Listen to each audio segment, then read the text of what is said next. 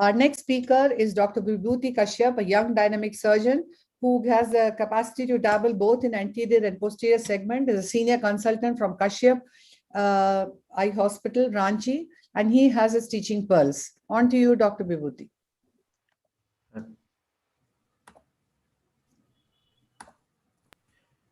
Is my screen visible? And Yes. Right. So good evening, everybody. And first of all, thank you, Chitra ma'am, for giving me an opportunity to speak in front of such an esteemed constellation. So my today's topic would be, does a posterior segment dislocation always warrant a posterior segment intervention? And I'll be having no financial interest. So as we all know, and as we all have been discussing for a while now, posterior segment dislocation of a crystalline lens or of the artificial intraocular lens is a direct complication for an anterior segment surgeon. While there are multiple options for management available, as has been discussed right now, those options need high-end machines allowing phaco-frag, high-end skills and steep learning curves. And above all, we should be needing and we should be having a posterior segment backup. Now, the question is, should we always need one? So the aim of my video would be to demonstrate the management of a posterior segment dislocation without posterior segment surgery. The prerequisites would be posterior dislocations not settled at the posterior pole with a mobile lens. The trick would be to insert the irrigation cannula towards the side of dislocation so the fluid pushes the lens in the pupillary zone. Meanwhile, creating a corneal incision at the opposite end, so the fluid egresses via the corneal incision, and in that attempt, the lens is pushed anteriorly towards the anterior chamber. How is this done? Let's have a look. My first case is that of a dislocated lens. In this case, the lens was dislocated inferotemporally, so the infusion cannula was placed inferotemporally, followed by creation of sterile pocket or haptic of SFIOL.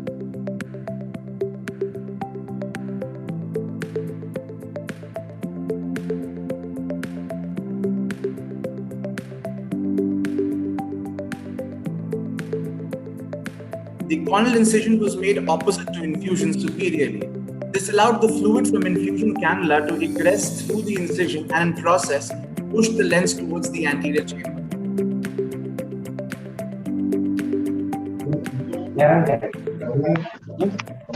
The lens was then expressed out, followed by a limited anterior vitrectomy.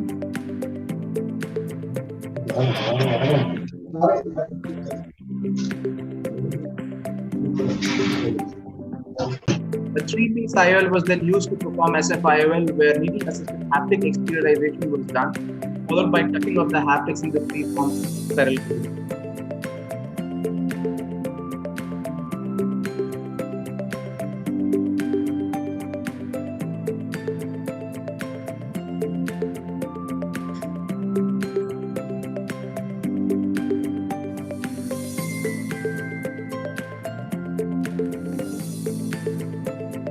My second case is that of a dislocated IOL.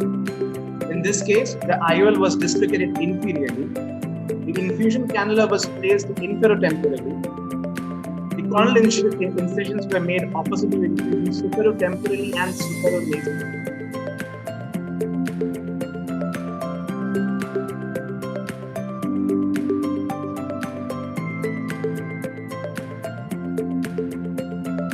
This allowed the fluid from the infusion cannula to egress to the incision and process push the IOL towards the anterior chamber. The IOL was then bisected with the help of scissors. The bisected IOL was then explanted, followed by limited anterior vitrectomy.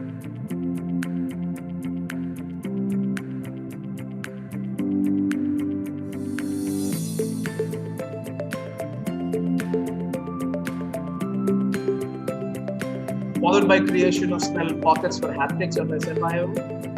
And again, a 3-piece IOL was then used to perform SFIOL, where needle-assisted haptic exteriorization was done, followed by tucking of the haptics.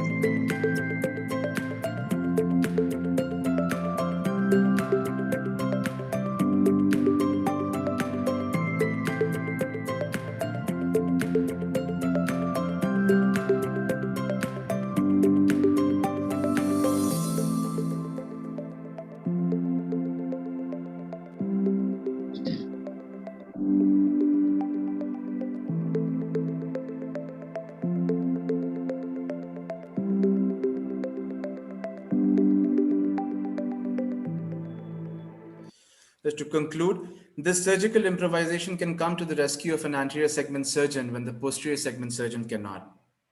Thank you so much for your patient viewing. Thank you, Dr. Vibhuti, for showing different a concept in your video. But anyway, we are going to rip it apart and question it so that, a lot more learning comes to us, all of us. So I would like to comment, Chitra. Vibhuti is a very accomplished, retina surgeon, and so yes, I know. I think he can do this and get away with this and feel Yes. confident about it because he knows that if it doesn't happen, he can, do anything. But I don't know if anterior segment surgeons with their anterior segment background would be confident of doing, this technique. No, I think having I would said say that- this video should read an instruction at the base title saying, "Don't try this at home." No, but I would think want to very nice. ask, let's Excellent discuss. technique, yeah. Excellent my- concepts. No, For concept- anterior segment, I segment think- surgeons. I want to say that without doing a vitrectomy, doing these maneuvers just with the infusion on, though he had the other ports, doing those steps, I did not feel it would be safe. There would be traction at the vitreous base. I'm So- sure he's done vitrectomy, which he's edited out and not shown. That is on what the I want to internet. ask him. Has he done vitrectomy? That's want why to I ask him. said, "Don't try Because- at home, unsupervised." No, ma'am. The limited vitrectomy that I had done and that I have edited was after I explanted. My point in this video to show was that when we are using the infusion cannula, it's basically the manual infusion cannula that we are using with the lowest possible bottle height. So what it does is it allows for that minimum drop-wise ingress of fluid that will tend to just sort of shift the lens. And I have said earlier, the prerequisite is the lens should be mobile. So when the lens is already mobile, the vitreous is supposed to be liquefied. And if the vitreous is liquefied, the slight amount of fluid that is coming in will not cause that much of attraction because there's no much of fluid dynamics happening in that closed chamber. So when the ingress is slow and the egress is slow, all it does is just to nudge the lens anteriorly. No, I think I completely agree with what Dr. Kamal said. These are things I did when I was Vibhuti's age, maybe 15 years back. And Vibhuti's age and Vibhuti's speciality also. At that point of time. Vibhuti's speciality. sorry, You had Vibhuti's specialty you too were that time. vitreoretinal. I did have. But if Dr. Vibhuti had shown how, as a vitreoretinal surgeon, he has handled these cases, we would have just watched it. But then for an anterior segment surgeon to do this, PAL and other things are history. Please, I mean, for anyone listening to this, please don't do these things. You don't owe it to your patients. What kind of damage you're doing to the retinal periphery, retinal dialysis, the traction of the macula, these are things you're not even seeing them. So maybe the second case where the lens was floating right on top is also when you make the patient lie down, generally it slips down. You can just bring it out into the anterior chamber, do anterior vitrectomy and place another lens.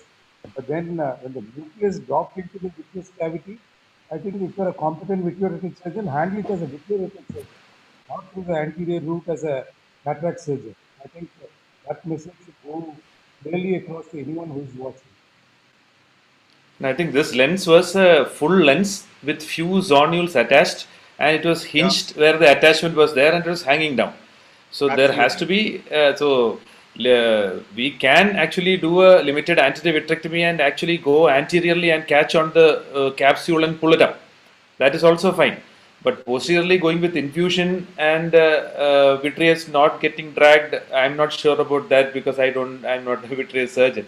But then I would definitely do an anterior vitrectomy. This is not going to fall down if you do an anterior vitrectomy.